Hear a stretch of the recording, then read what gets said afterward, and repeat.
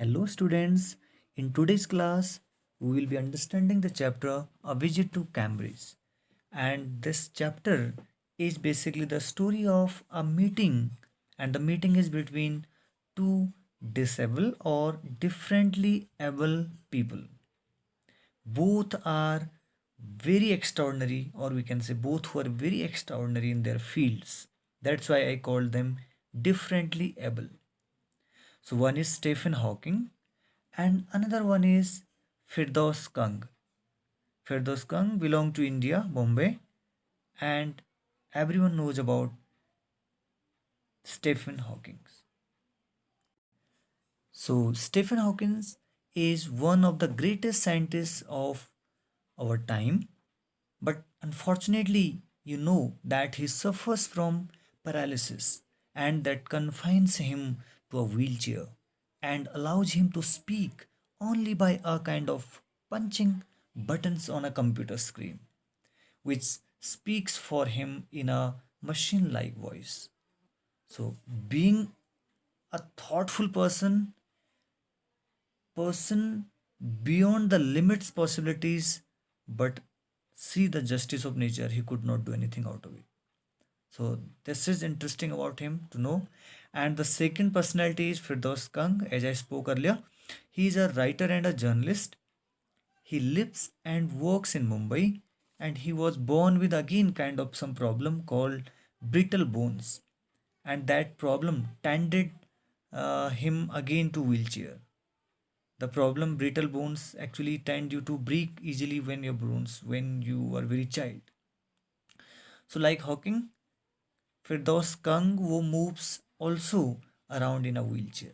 So both have some similarity in them. So one famous personality goes to meet another outstanding personality here, and he shares his experience of enthusiasm and exhilaration with us when he met him for half an hour. So let's start the chapter. So as the line suggests,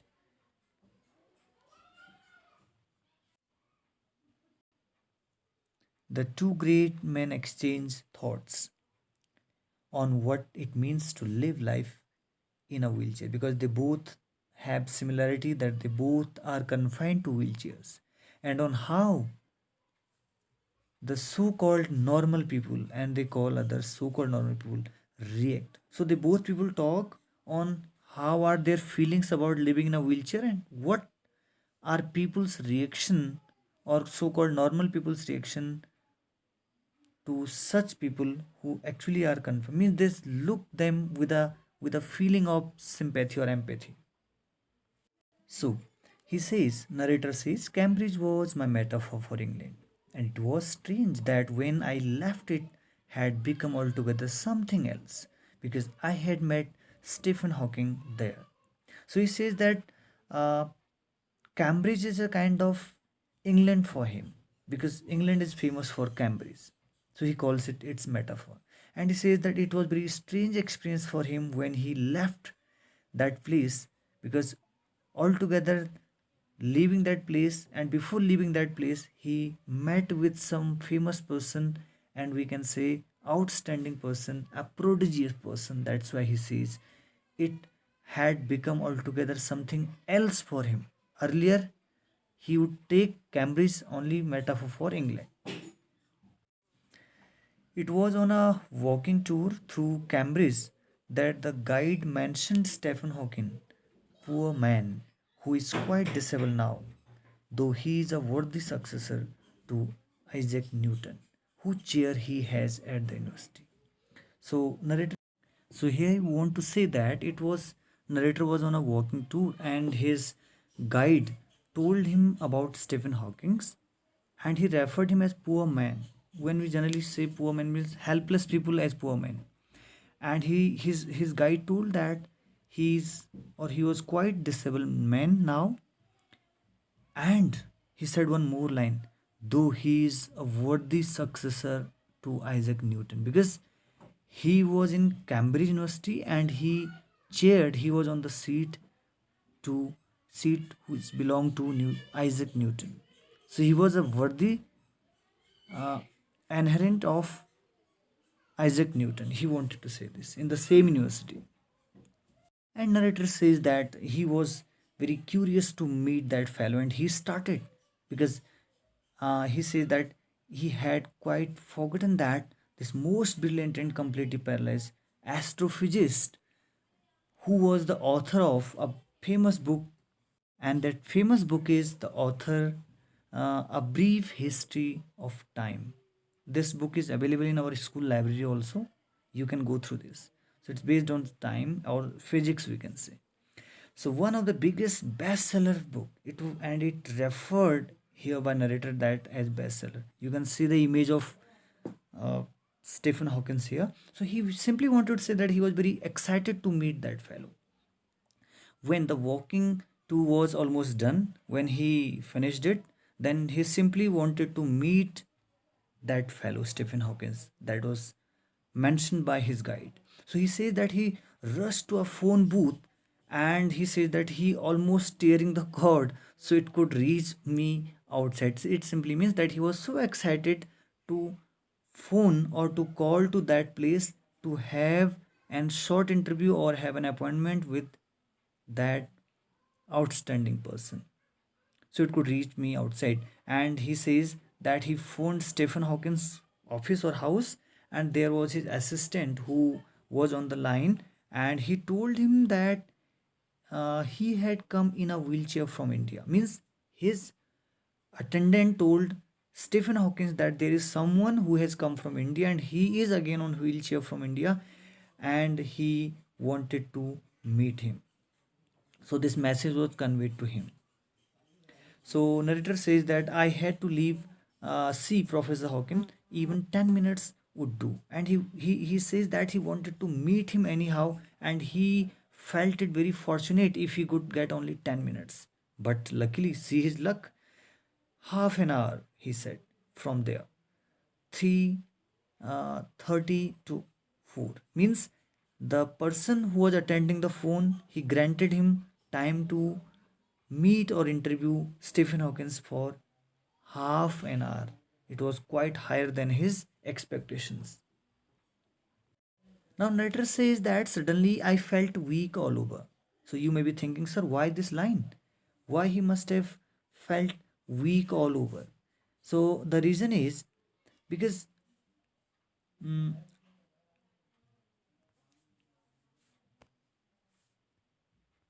because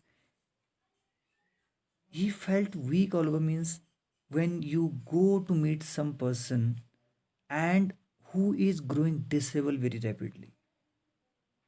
You meet someone and you know very well that he is growing disabled very quickly, because such people's body actually goes to old age or decrease very rapid. So that's why that's make you very weak. You do not have that feel, though you are very enthusiastic in very starting, but when you meet such people, it will fill you with pity on him. So that's why he says he feel or he felt weak all over. You get fed up with such questions. And what are these questions? When people ask you to be brave, because generally the so-called normal people compliment disabled people and they pat their back by saying that please be brave. So he says that he or his companion, that is Stephen Hawkins, would be feeling or they must have fed up with all these people's asking or their compliments, as if you have a courage account on which you are too lazy to draw a check. Means, and your side you know that you are too lazy, as if means suppose you are, people compliment you to be brave as if means you were just lazy, that you could not even draw a check. So the only thing that makes you stronger is seeing somebody like you.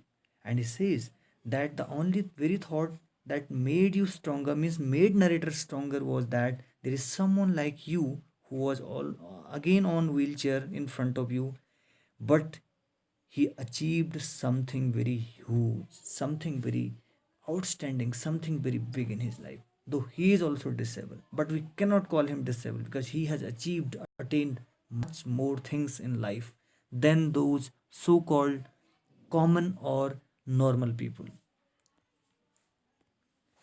then you know how much is possible and you reach out further than you ever thought you could. And he says that then you feel that how much is possible.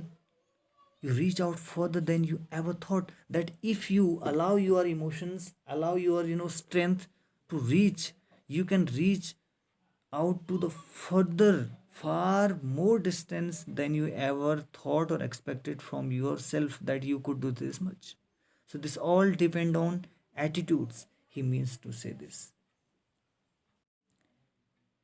I haven't been brave, said his disembodied computer voice. The next afternoon, I have had no choice. So he says that means he must have asked the first question to Stephen Hawkins, that how would he feel when people ask him to be brave. So his answer was that I haven't been brave, that I never been so brave, because the answer is because he had no choice to be brave. Because you well know that Stephen Hawkins even could not move his body, not only move his body, he could not even speak. And his mind was filled with wonderful thoughts, innovative thoughts, but he even could not express them in the form of a sentence. That's why he must have answered that he never been brave because he had no choice to be brave. Now, so surely I wanted to say living creatively with the reality of his disintegrating body was a choice. Means what was the choice? The only choice was, narrator want to say that he wanted to convey that living with a creativity with the reality, and the reality is that your body is kind of disintegrated. Your body is not united, you cannot sustain your body. I'm talking about Stephen Hawkins. But still, if you can live creatively, that is the only choice in his case. But I kept quiet, means he says that he wanted to say this but he kept better quiet, because sitting in front of such a big person, or kind of person who achieved milestones in his life, and you could not advise him anything more.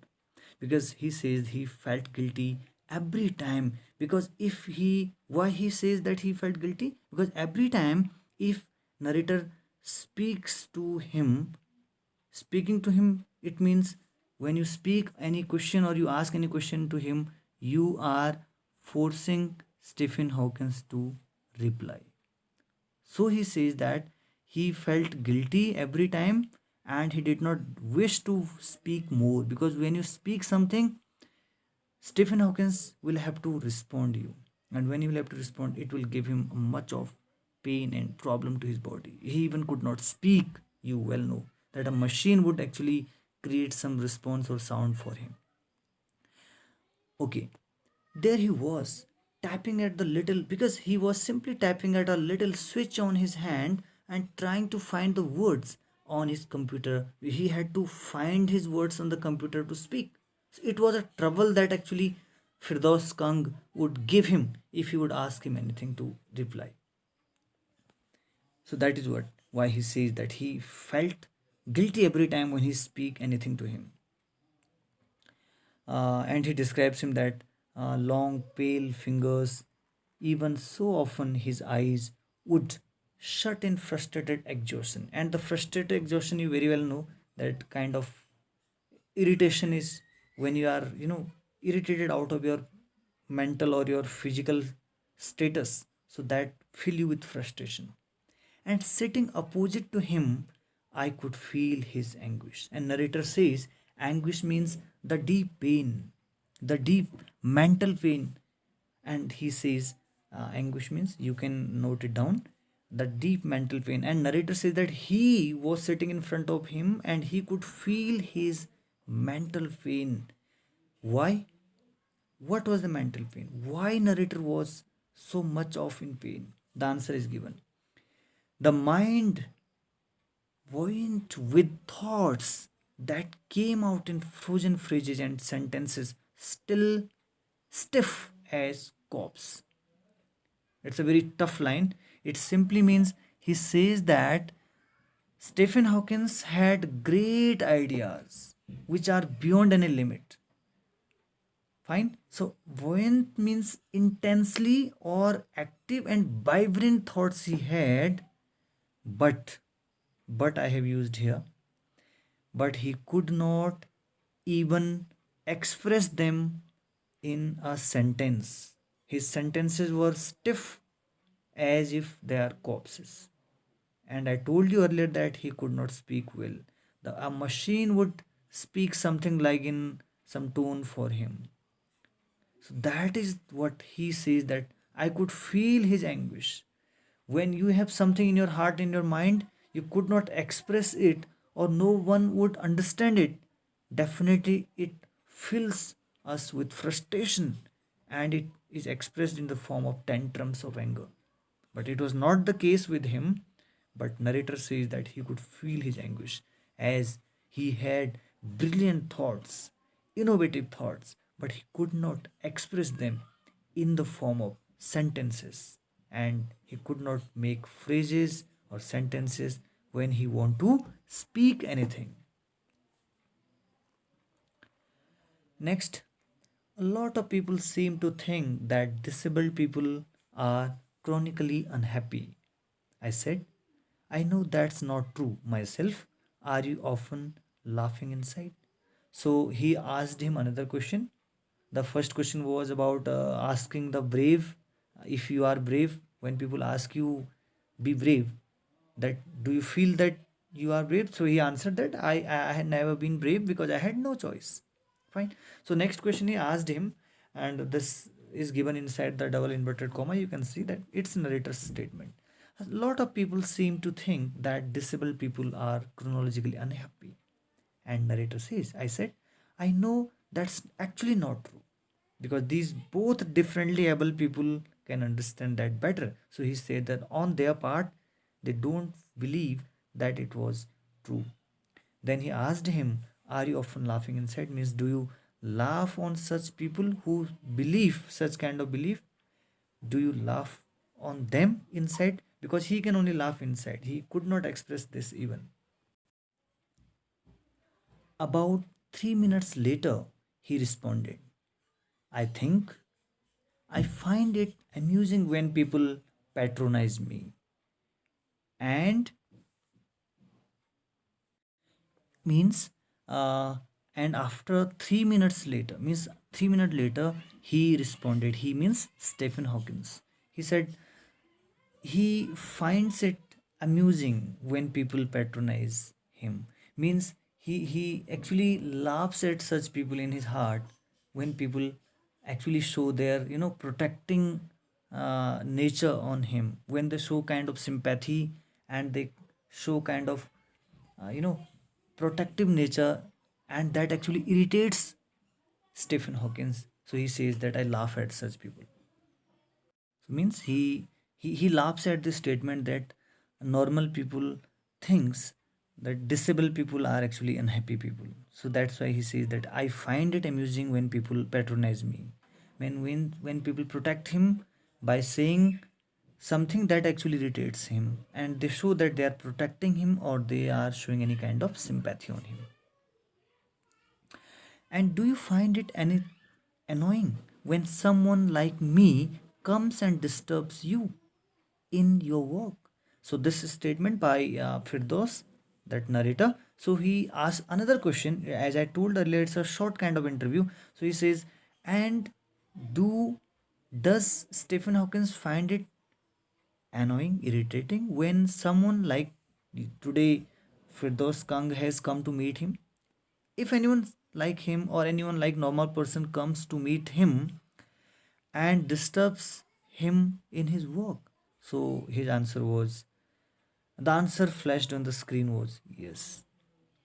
Then he smiled, his one way smile, and I knew, without being sentimental or silly, that I was looking at one of the most beautiful men in the world. And he smiled at narrator. So narrator says that he was very exhilarated, very happy, and even sentimental to see uh, that fellow, and he coined him A very special phrase here, the most beautiful man in the world. You can answer for it. Why did he call him the most beautiful man in the world? And you can see he is actually, physically you can say, no more actually beautiful, but he is referred here. And narrator, in a very pathetic way, narrator says that a first glimpse of him is shocking. When you see him first time, definitely he is a kind of motionless fellow. He says that because he is like a still photograph, photograph that cannot move. And he describes it as if all those pictures or photographs of him that you must have seen earlier in magazines or newspapers, and that have turned three dimensional this time. Three dimensional is again a scientific term that has height, length, and width. So here you can see only he seems nothing more than a three-dimensional photograph. Like so, just first a glimpse of him was like shocking, like this, motionless. But when you learn about his thoughts, the limitation of his thoughts, the intensity of his thinking, creativity, that will actually startle and shock you. So we'll do this much only in first part of the explanation part. We will do the second part's explanation and some more conclusion on the same chapter in second video. Till then, keep learning. Thank you.